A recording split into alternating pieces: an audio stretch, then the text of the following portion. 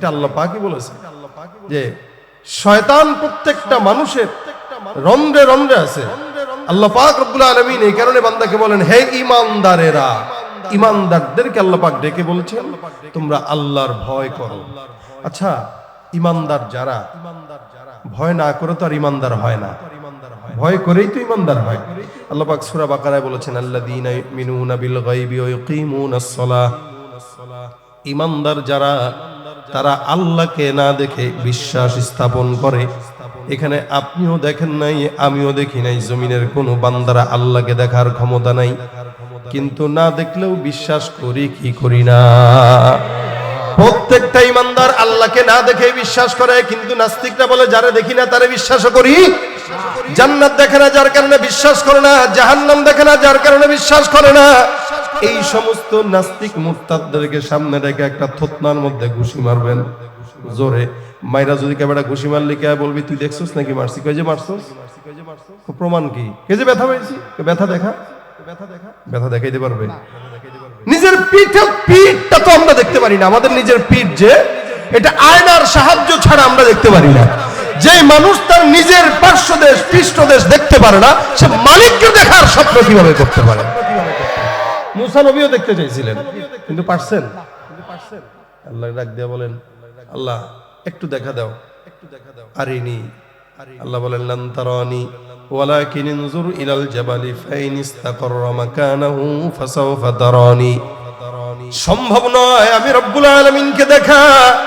আল্লাহর নবী মুসাকে আল্লাহ ডাক দিয়ে বলেন, হে মুসা পয়গম্বর, ওই যে দূরে তুর পাহাড় দেখা যায়, তুর পাহাড়ের গোড়ায় তাকাও।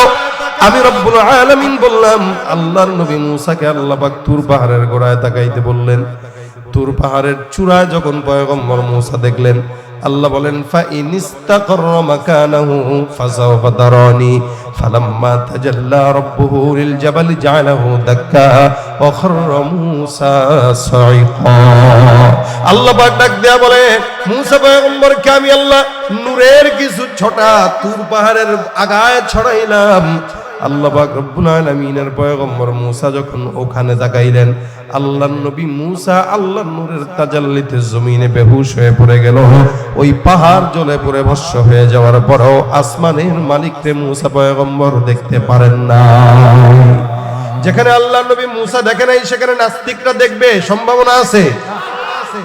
কিন্তু বলেন তো, আমরা যে জান্নাত বিশ্বাস করি, জাহান্নাম বিশ্বাস করি, এটার পিছনে কারণ আছে না নাই?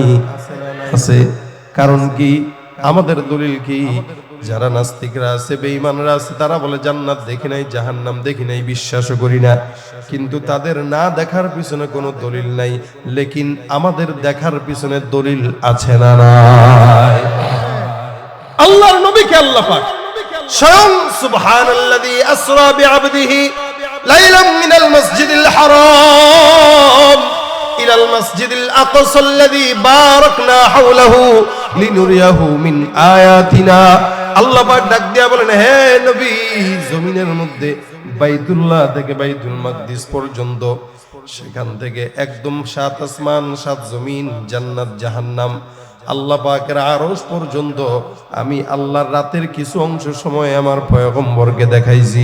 আমার নবী 63 বছরের জিন্দেগিতে একটা মিথ্যা কথা জিন্দেগিতে বলেছেন কিনা বলেন তো? আমার নবী 63 বছরের জিন্দেগিতে একটা মিথ্যা কথা বলেন নাই। সেই নবী বলেছেন, আমি পয়গম্বর জান্নাতের নিয়ামত আমি আমার নিজের চোখে দেখলাম, জাহান্নামের আযাব আমি আমার নিজের চোখে দেখলাম। আল্লাহর নবী যখন বলেছেন জান্নাত সত্য, জাহান্নাম সত্য, কিয়ামত সত্য, আল্লাহর নিয়ামত সত্য, আল্লাহর দিদার সত্য, সুতরাং আমরা আমার নবীর কথা শুনে বলতে পারি জান্নাত সত্য, জাহান্নাম সত্য। সেই কারণে না দেখেও আল্লাহর জান্নাত জাহান্নাম বিশ্বাস করি, ঠিক কিনা?